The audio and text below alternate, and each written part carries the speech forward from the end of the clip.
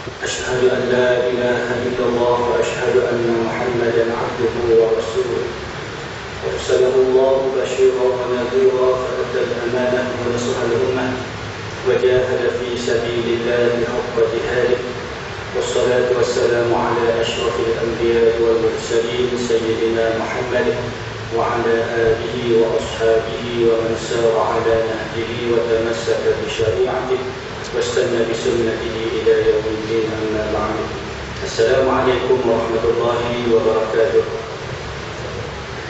Dihormati Pengurusi Jabatan Kuasa Tuan Imam Bilal Sultan Muslimin dan Muslimat, hadirin dan hadirat yang dirahmati sekalian. Alhamdulillah, kesyukuran kita panjatkan kepada Allah Subhanahu wa taala telah memberi kekuatan kepada kita dan izinnya sama-sama kita dapat berada di dalam suatu majlis ilmu. Sebelum kita menunaikan solat fardhu isya, kemudian mendirikan qiyam dan solat tarawih, kita dahulukan majlis kita ini dengan majlis tazkirah. Mudah-mudahan ia memberi kebaikan kepada kita bersama, insya-Allah. Muslimin dan muslimat, hadirin dan hadirat yang dirahmati sekalian. Apabila kita bercakap soal Ramadan, sudah tentu kita merujuk kepada nas yang telah diturunkan oleh Allah Subhanahu wa taala. Ayat yang menjadi tema kepada Ramadan, satu ayat ini biasa kita ingat. Allah Ta'ala berfirman, Ya ayyuhallazina amanu kutiba alaikumusiyam kama kutiba alal ladzina min qablikum la'allakum tattaqun. Wahai orang-orang yang beriman, diwajibkan kepada kamu berpuasa seperti mana yang telah diwajibkan kepada umat-umat yang terdahulu. Mudah-mudahan kamu menjadi manusia yang bertakwa kepada Allah Subhanahu wa taala. Allah Subhanahu wa taala mewajibkan kepada kita berpuasa untuk nak melahirkan generasi yang bertakwa kepada Allah, nak melahirkan manusia yang bertakwa kepada Allah Subhanahu wa taala. Kerana ketakwaan inilah yang menjadi perbezaan di antara kita bila mana kita balik berjumpa dengan Allah Subhanahu wa taala. Adapun kekayaan seseorang, kecantikan seseorang, kelebihan dari segi fizikal tidak menjadi perbezaan di hadapan Allah Subhanahu wa taala. Melainkan kita balik membawa bekal ketakwaan kepada Allah Subhanahu wa taala. Dan setiap hari Jumaat, khatib menyuruh di mimbar, di atas mimbar, ittaqullah, ittaqullah, suruh kita menjadi manusia yang bertakwa kepada Allah. Puasa juga Allah Ta'ala kurniakan di dalam kehidupan kita dan melahirkan manusia yang bertakwa kepada Allah. Takwa ni apa dia? Mengikut pandangan Sayyidina Ali karramallahu wajhah, definisi takwa, at-taqwa huwa al-khawfu minal jalil wal ridha bil qalil wal 'amal bil tanzil wal isti'dad yaumil rahim. Takwa ialah takut kepada Allah Subhanahu wa taala. Kita nak menjadi manusia yang bertakwa kepada Allah, kita perlu senantiasa takut kepada Allah Subhanahu wa taala. Dan kita takut kepada Allah tidak sama seperti mana kita takut dengan makhluk. Kita takut pada gajah misalnya, makin kita takut makin kita lari. Takut kepada harimau, makin kita takut makin kita lari. Ni takut pada makhluk. Takut pada apa? Ular, makin kita takut makin kita lari. Panda kita takut. Biasa manusia tak takut panda dah. Allah siapa di panda? Di panda itu. Maknanya binatang-binatang buas, makin kita takut, makin kita lari. Takut kepada Allah Subhanahu wa taala ni, dia macam seumpama kita naik sebatang pokok yang tinggi. Duduk di atas pokok yang tinggi, tiba-tiba datang angin kuat, ribut yang kuat. Waktu itu makin kita takut, makin kuat kita berpegang dengan batang pokok tersebut. Takut kepada Allah Subhanahu wa taala ni, makin kita takut, makin kuat kita berpegang dengan syariat Allah Subhanahu wa taala. Dia bukan makin takut makin lari. Makin takut makin dekat diri kita dengan Allah Subhanahu wa taala. Nak menjadi manusia yang bertakwa kepada Allah, perlulah kita menjadi insan, manusia yang senantiasa takut dengan Allah Subhanahu wa taala. Dan yang kedua kata Sayyidina Ali karramallahu wajhah, ciri sebagai manusia yang bertakwa kepada Allah, kita kena ada sifat al-ridha bil qadar. Sifat redha dengan pemberian Allah kepada muslimin. Jangan kita nak kepada kekayaan, nak kepada kesenangan, nak kepada kemewahan hidup. Sanggup kita mencari kekayaan dan kesenangan ini melalui jalan-jalan yang tidak diredai oleh Allah Subhanahu wa taala. Tak nak pada kekayaan, nak kepada kesenangan, kerana tidak redha dengan pemberian Allah kepada muslimin. Terpaksa, tindak orang tu, tindak orang, melakukan rasuah, penyelewengan, salah guna kuasa. Manusia yang seperti ini layak digelar sebagai manusia yang tamak, yang akhirnya akan merugikan kehidupannya bila mana dibangkit di hadapan Allah Subhanahu wa taala. Dan kebiasaan kalau kita dengar cerita orang tamak ni, ending dia biasa dirugilah. Sama ada cerita tu dongeng ataupun cerita tu betul, orang tamak selalu rugi. Saya nak kongsi satu cerita dengan tuan-tuan berkenaan dengan manusia tamak. Cerita ini berlaku di zaman Nabi Isa alaihi salatu wassalam. Suatu hari Nabi Isa ni ajak orang Yahudi untuk keluar berjalan musafir. Jadi Yahudi ni dia setuju. Nak keluar bersama dengan Nabi Isa, nak bermusafir dengan Nabi Isa. Nabi Isa kata, kerana kita nak musafir, kena bawa bekal. Dalam perjalanan musafir kita kena ada bekal. Dan orang Yahudi ni dia bawa gharifan, 2 biji roti yang besar. Nabi Isa bawa gharif, 1 biji roti yang besar. Berada dalam bekas masing-masing, masing-masing tidak tahu apa yang mereka bawa sebagai bekalan mereka. Jadi kata Nabi Isa, oleh kerana kita nak memulakan perjalanan, kita kongsilah makanan ni sebab kita nak musafir orang. Orang Yahudi ni kerana dia mempunyai sifat yang tamak dalam diri, sebelum dia nak kata setuju nak berkongsi makanan dengan Nabi Isa, dia jeling dulu pada bekas Nabi Isa. Dia jeling, dia tengok bekas Nabi Isa, tengok bekas Nabi Isa ni besar. Maka sangkaan dalam diri dia, dia kata sudah tentulah Isa ni bawa makanan yang banyak. Dan bila mana aku berkongsi, habis bahagian aku boleh makan pula bahagian dia sebab berkongsi makanan. Nabi Isa ni bawa makanan yang banyak, betul besar sangkaan dalam diri dia. Dan dia sanggup berkongsi makanan dengan Nabi Isa. Oleh kerana dia sanggup, Nabi Isa kata nak memulakan perjalanan, membekahlah bekah ni. Aku tunjuk jalan. Lalu Nabi Isa mulakan bekah dia kepada orang Yahudi. Yahudi pegang bekah Nabi Isa, dia pegang bekah dia. Dan mereka mulakan perjalanan. Setelah mereka mulakan perjalanan, tiba-tiba terjumpa sebatang sungai. Nabi Isa kata, rehat dulu dah sekejap, aku nak sembahyang sunat, kata Nabi Isa. Orang Yahudi ni dia rehat di belakang Nabi Isa untuk sembahyang sunat. Nabi Isa mulakan sembahyang sunat. Tengok Nabi Isa untuk sembahyang sunat, orang Yahudi ni dia rasa tak sedap, duduk main teka-teki dalam diri dia, makan apa yang ada dalam bekah Nabi Isa. Sebab bekah ni besar dia bekah. Lalu dia ambil kesempatan ketika mana Nabi Isa untuk sembahyang sunat tadi, dia curi buka. Dia buka bekah Nabi Isa, buka-buka, tengok-tengok ada sebiji roti dia. Bekah dia yang besar. Maka timbullah rasa menyesal dalam diri dia kerana berkongsi makanan dengan Nabi Isa. Yang dia dibawa 2 biji, Nabi Isa bawa sebiji. Bila mana berkongsi, sudah tentulah tak nak makan, akan dibahagikan sebiji setengah sahabat sebab berkongsi. Jadi dia bimbang, bahagian dia ditahaki setengah. Dia ambil kesempatan ketika mana Nabi Isa bersembahyang sunat tadi, dia buka bekah dia, dia curi makan sebiji. Supaya perkongsian di antara dia dengan Nabi Isa menjadi sebiji-sebiji seorang. Dia makan cepat-cepat. Selesai dia makan, selesai Nabi Isa sembahyang sunat. Lalu kata Nabi Isa, untuk kita nak meneruskan perjalanan ni, kita makan dululah untuk tambah tenaga. Orang Yahudi dengan muka yang tak bersalah, dia buat-buat lapar, dia buka bekah makanan. Dia buka bekah Nabi Isa, dia bagi sebiji roti, dia buka bekah dia ada sebiji tu. Ya, dia sebiji. Lalu mereka makan. Tengok-tengok dia makan, Nabi Isa tanya, roti sebiji lagi dulu kat mana? Bingung orang Yahudi. Macam mana Nabi Isa boleh tahu? Sebab bekah tu dia yang bawa. Dia yang pegang. Dan bekah Nabi Isa pun dia pegang juga. Nabi Isa tak setuh bekah dia. Tiba-tiba Nabi Isa tanya, roti sebiji lagi duduk kat mana? Orang Yahudi dia tidak faham mukjizat yang dikurniakan oleh Allah Subhanahu wa taala kepada Nabi Isa.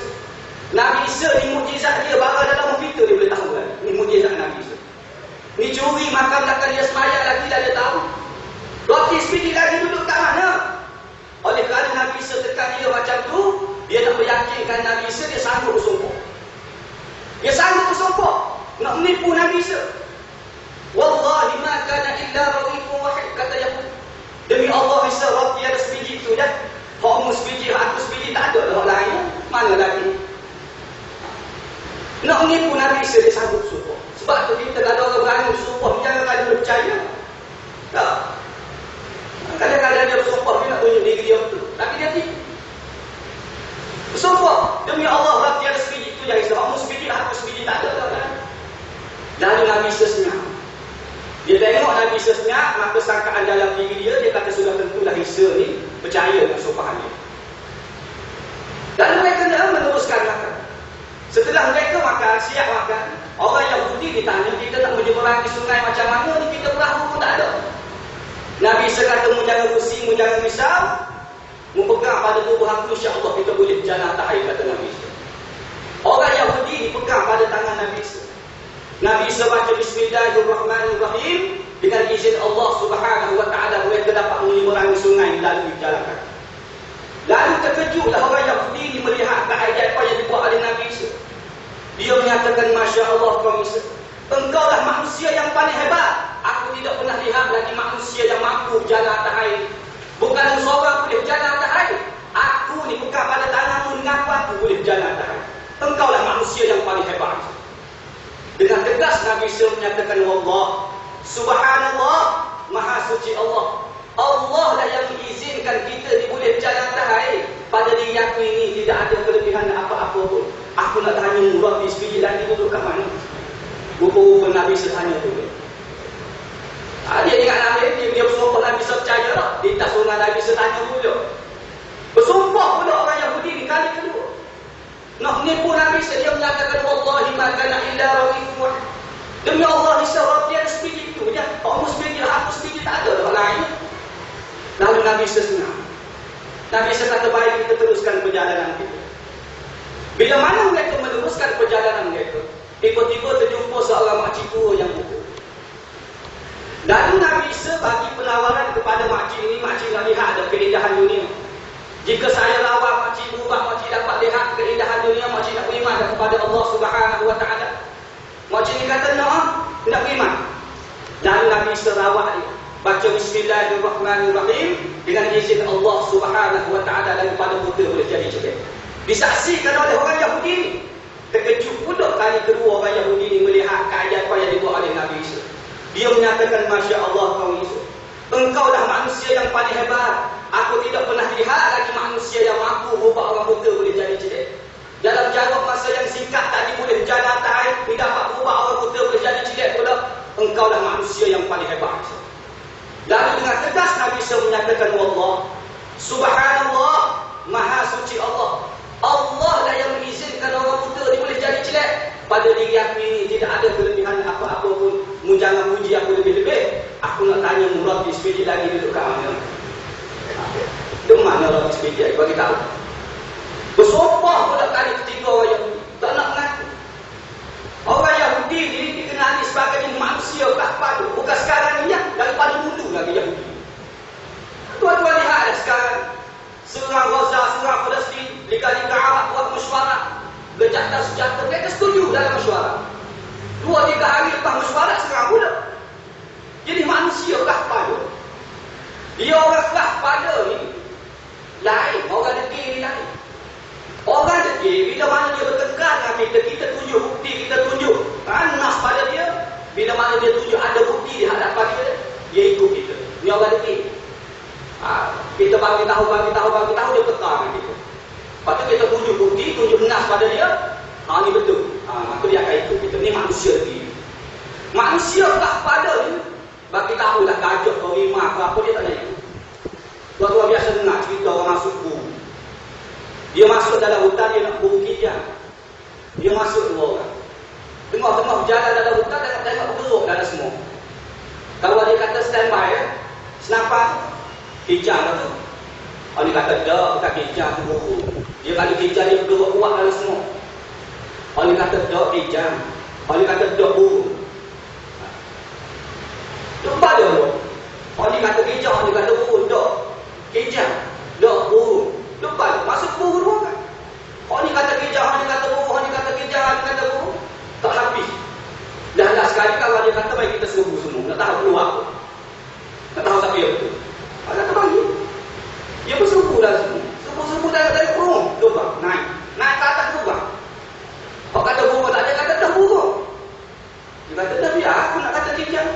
Kijang ke mana? Lubang depan mata dah. Lubang ni burung lah, bukan kijang. Dah biar lubang, apa nak kata kijang? Ni jadi ni manusia kapal. Dia nampak dah lubang. Tapi nak kata kijang juga dah macam. Yahudi jadi ni. Bersumpah kali ketiga, wallahi ma kana illa raghifu wahid. Demi Allah bisa roti ada sebiji tu. Yang aku sebiji tak ada dah lain. Nabi kata baik kita teruskan perjalanan. Bila mana mereka meneruskan perjalanan, tiba-tiba terjumpa emas di ketu yang besar. Orang Yahudi kerana dia mempunyai sifat yang tamak dalam diri, cepat-cepat dia tanya Nabi, kita nak buat macam mana dengan emas ni? Kita bagilah. Nabi kata mencakap soal bagi dah. Kita tak tahu lagi tuan emas ni siapa dia. Siapa dia emas ni tak tahu lagi. Mencakap soal nak bagi. Dia kata tak boleh, kita bagilah. Nabi sebenci pada sikap orang Yahudi. Nabi kata baiklah, kalau macam tu ambil kamu satu betul, ambil satu betul, kata Nabi. Dia pun cepat-cepat bakal Nabi. Dia kata kita musafir dua orang, emas tiga ketul bagilah sama banyak, bagus ketul seorang ni. Nabi kata menjawab cakap banyak, ambil kamu satu ketul, ambil satu ketul. Satu ketul yang aku nak simpan, kata Nabi. Yahudi ni tanya nak simpan kat siapa? Kita musafir dua orang. Bagilah seketul setengah seorang, baru lagi. Nabi kata aku nak satu ketul yang aku nak simpan. Aku nak simpan kepada tuan roti yang hilang tadi. Roti yang hilang tadi dalam perjalanan kita, aku yakin aku siapa tuan roti ni, aku nak bagi emas satu ketul kalau begitu, kata Nabi. Bagilah emas. Dia bila mana Nabi bagi penawaran macam tu, dia menyatakan wahai gini, sesungguhnya pada awal perjalanan kita tadi aku bawa 2 biji roti. Mengaku dah. Kita tahu nak bagi orang nak bagi projek mengaku dah. Projek besar ni. Tadi pada awal perjalanan tadi aku bawa 2 biji roti. Ketika mulut supaya sunat tadi aku makan 1 biji supaya perkosnya di antara kita menjadi sebiji seorang. Perkara yang lepas biarlah wahai sesungguhnya kamu ni adalah seorang Nabi. Kamu dah berjanji nak bagi emas satu ketul kepada tuan roti yang hilang tadi. Roti yang hilang tadi dalam perjalanan kita, aku tu ada. Nak kata apa? Nabi kata jenismu ni tak boleh buat kawan jenismu. Ini tamak penting diri sendiri. Dan mumpah sangat emas ni, ambil kamu 3-3 lah. Nabi benci pada sikap orang Yahudi ni, Nabi bagi ke dia 3-3. Benci pada sikap yang Nabi tinggal dia dalam perjalanan.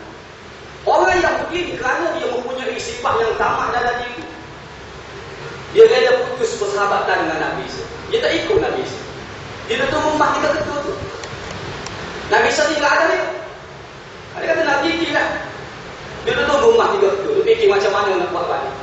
Nak aku satu persatu, bimbangnya dia tinggal, dia tak hilang. Nak aku ketiga-tiga sudah tentu tak larang. Dia pusing mah tiga ketul, dia fikir macam mana nak buat balik. Tiba-tiba datang rompok 3 orang. Nak rompok emas dengan dia, tak bunuh orang Yahudi.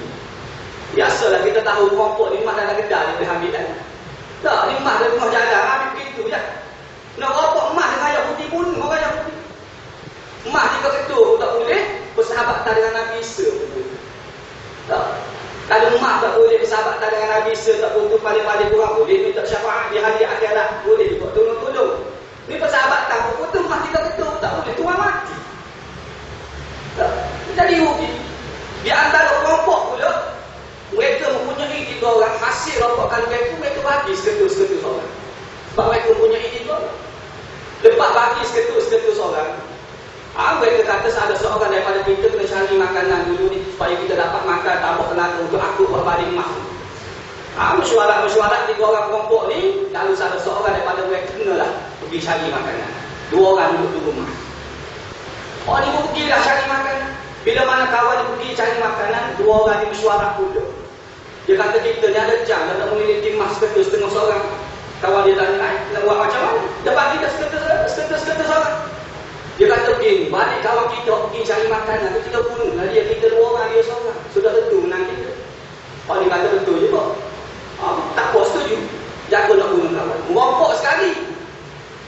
Gancang nak bunuh kawan pula. Maksud apa? Bagi tak satu ketul seorang. Nak satu ketul setengah seorang pula. Gancang nak bunuh kawan kamu. Tunggu kawan ni balik ya. Buat balik makanan, jaga nak bunuh 2 orang. Dia kata tak apa. Tunggu kawan dia balik. Kau pergi cari makanan ni, budak dia ni merompok juga. Dia ni hati hak juga dia ni. Tengok-tengok cari makanan, timbul idea dalam kepala dia tak takut ada cara dalam memiliki emas 3 ketul atau seorang. Oh ni racan nak seketul setengah seorang je, dia racan nak 3 ketul.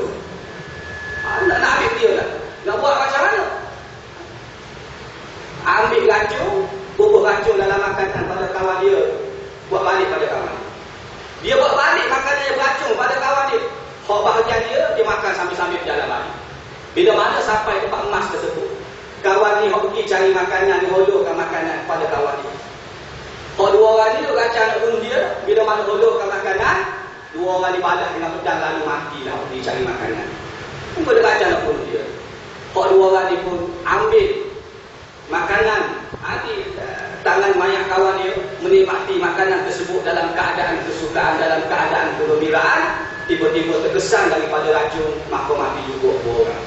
Jadi mayat perempuan 3 orang, mayat Yahudi seorang, emas 3 ketul berada di situ. Lalu Nabi Isa datang balik pada tempat kejadian. Nabi Isa menyatakan hakazat dunya taf'alu bi ahliha fahzaruha.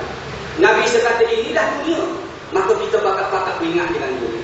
Tidak salah nak mencari kekayaan dan kesenangan. Biarlah kita mencari kekayaan dan kesenangan ini melalui jalan-jalan yang diredai oleh Allah Subhanahu wa taala. Ada tidak semua orang nak pada kekayaan, kemewahan.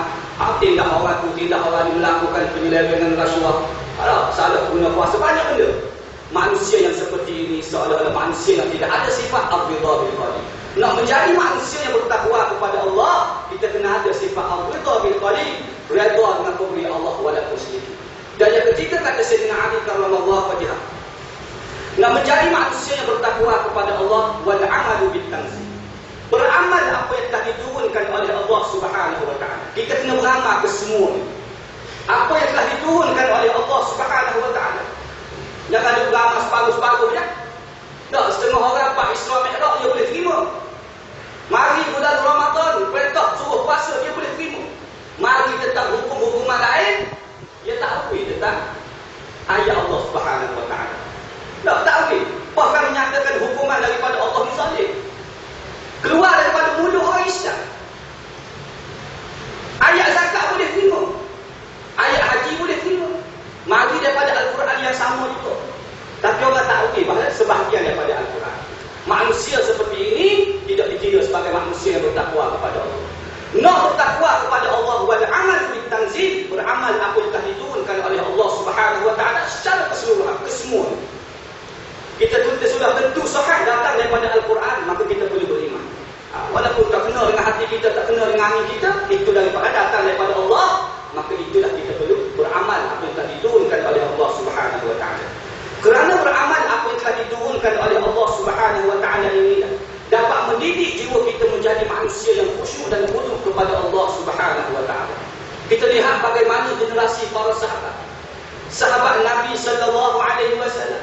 Ada di kalangan mereka ni sebelum memeluk Islam, ada jenis sahabat yang jenis unik. Bila mana memeluk Islam, mengikut Nabi, dapat beramal apa yang telah diturunkan oleh Allah Subhanahu wa taala. Mereka inilah di antara manusia yang khusyuk dan tunduk kepada Allah Subhanahu wa taala.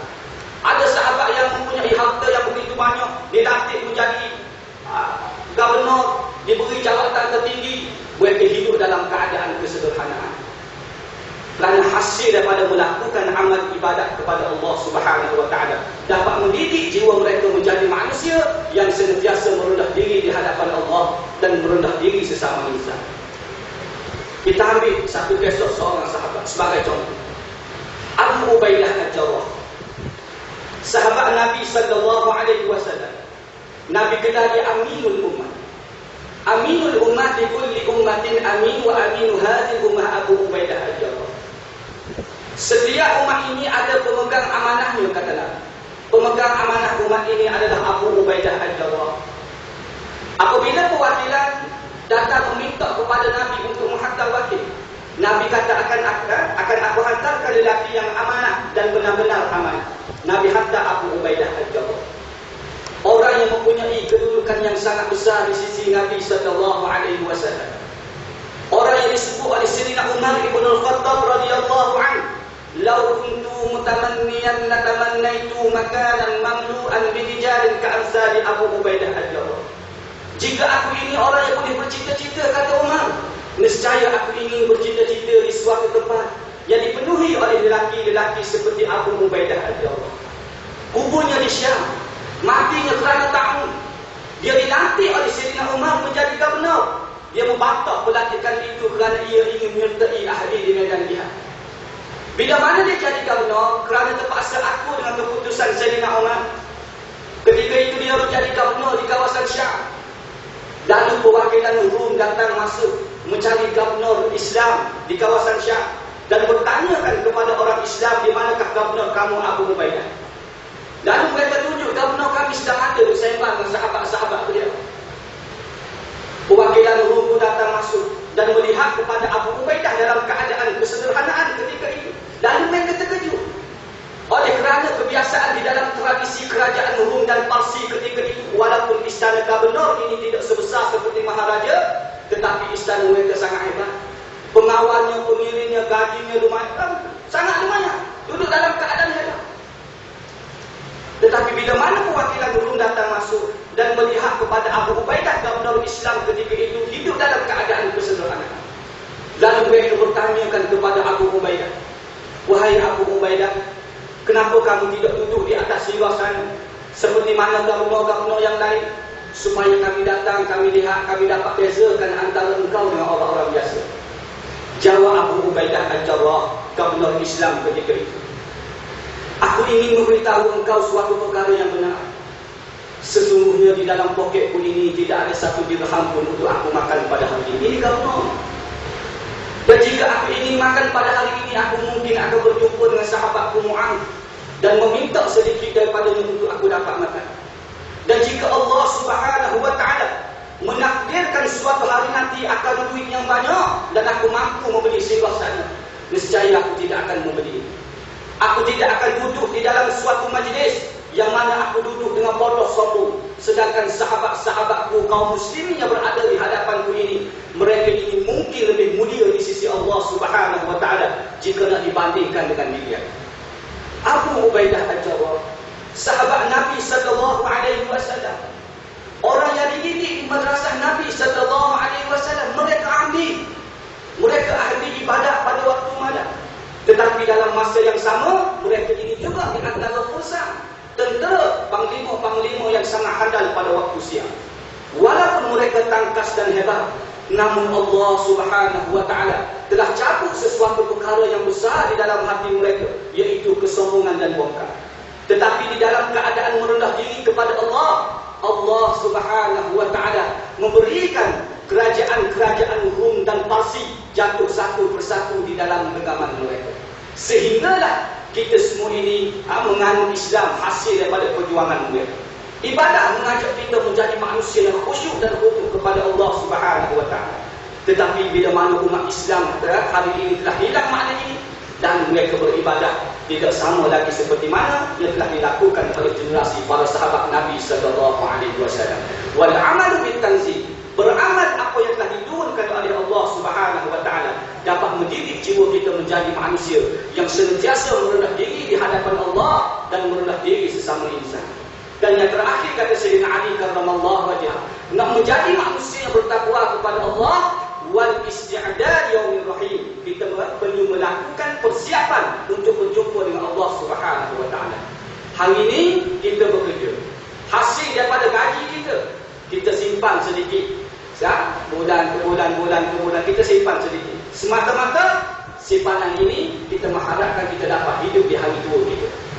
Kita boleh buat persiapan untuk nak hidup di hari tua, sedangkan hari tua ni belum tentu bagi kita. Hari tua belum tentu bagi kita, tapi kita boleh buat persiapan.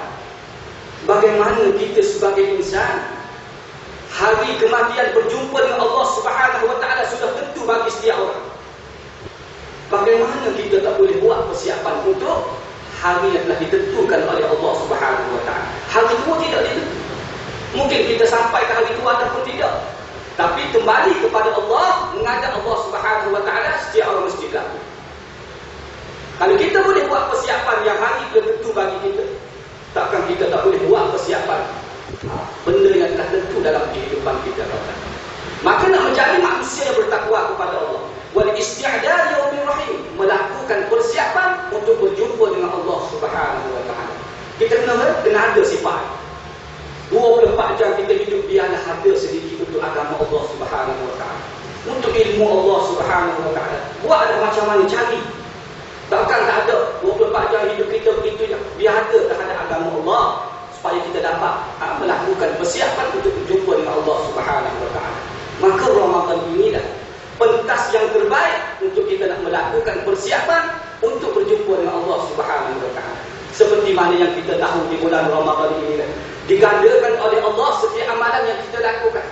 Di dalam hadis yang diriwayatkan oleh Salman Al-Farisi, ketika mana Nabi menyampaikan khutbah pada hari yang terakhir, pada bulan Syaban, di antara kandungan khutbah tersebut, Nabi menyatakan, jika kamu melakukan amalan yang sunat, akan diberikan pahala oleh Allah seolah-olah kamu melakukan amalan fardu di bulan-bulan yang lain.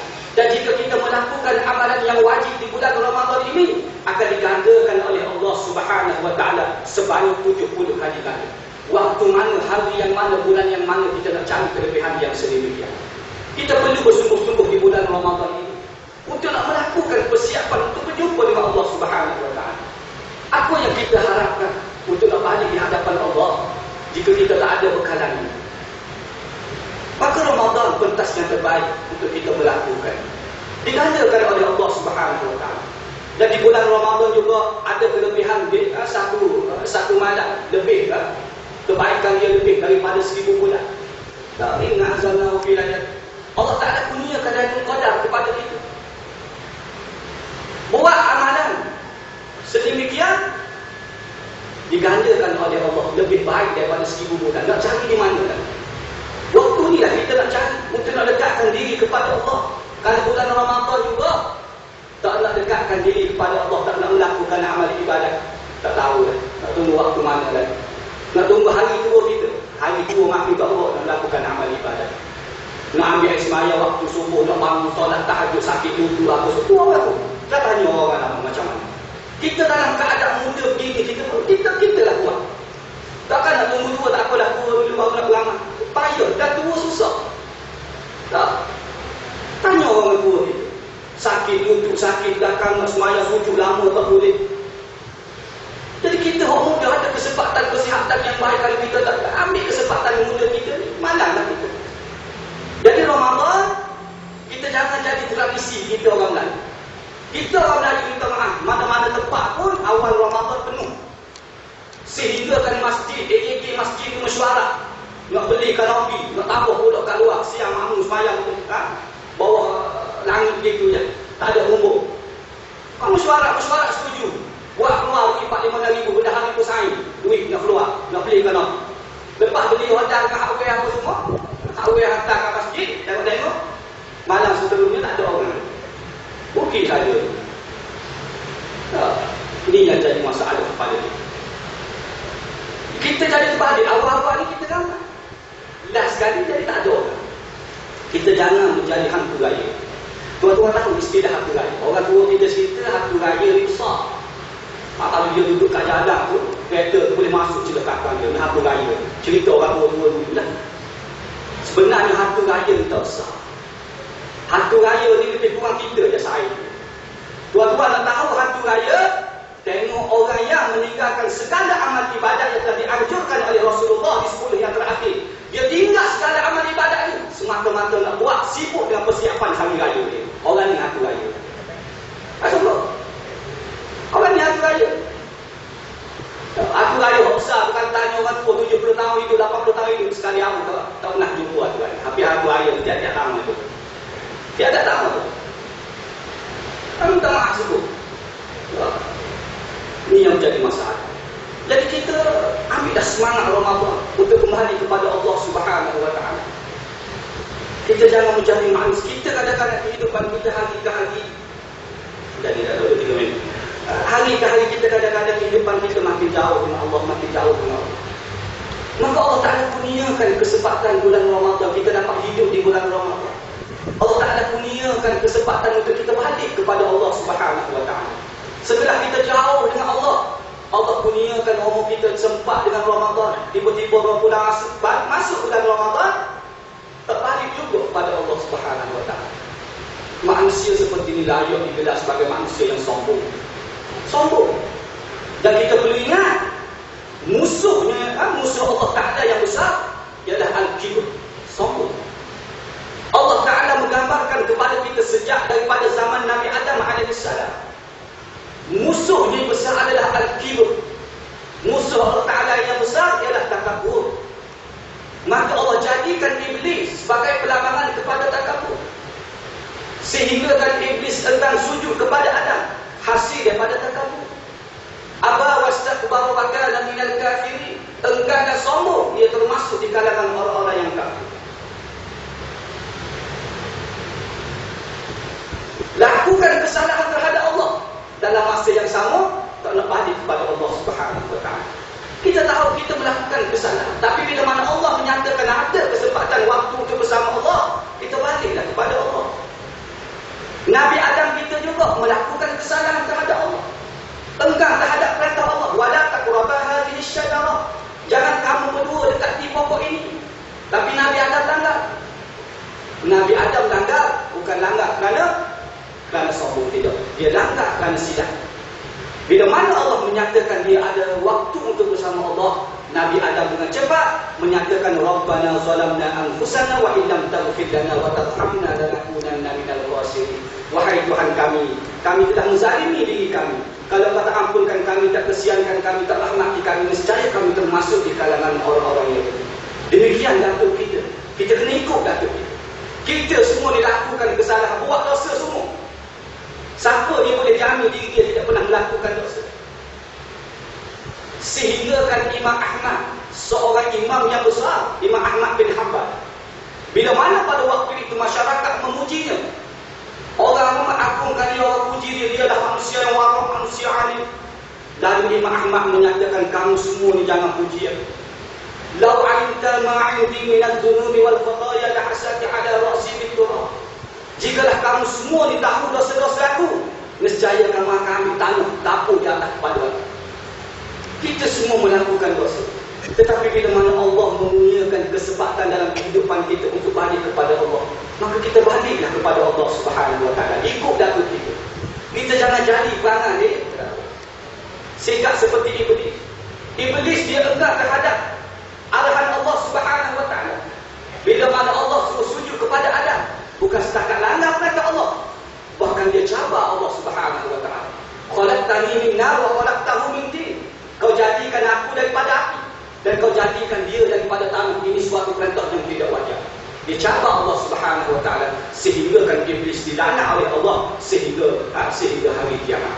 Maka Ramadan Allah Taala kurniakan kesempatan kepada kita. Kita buatlah yang terbaik dan meminta kepada Allah kekuatan supaya kita dapat beristiqamah mengabdikan diri kepada Allah sehinggalah habis di bulan Ramadan dan kita dapat keluar daripada bulan Ramadan ini menjadi manusia yang bertakwa kepada Allah Subhanahu wa taala. Bila mana hati kita dekat dengan Allah, diri kita dekat dengan Allah, kita akan boleh lihat kehidupan kita lebih baik hari ke hari, sehinggalah kita ini berjumpa dengan Allah Subhanahu wa taala. Percayalah, insya-Allah mudah-mudahan Ramadan ayat kita tempuh ini Allah Taala punya kesempatan kita baliklah kepada Allah Subhanahu wa taala. Setiap semua bab tentang hukum Allah apa kesemuanya terbalik kepada Allah Subhanahu wa taala. Maka saya rasa sekadar itulah masuk 9:10 kita nak menaiki waktu Isya, kemudian ada yang pula jika ada salah dan silap dalam penyampaian saya, mudah-mudahan Allah Subhanahu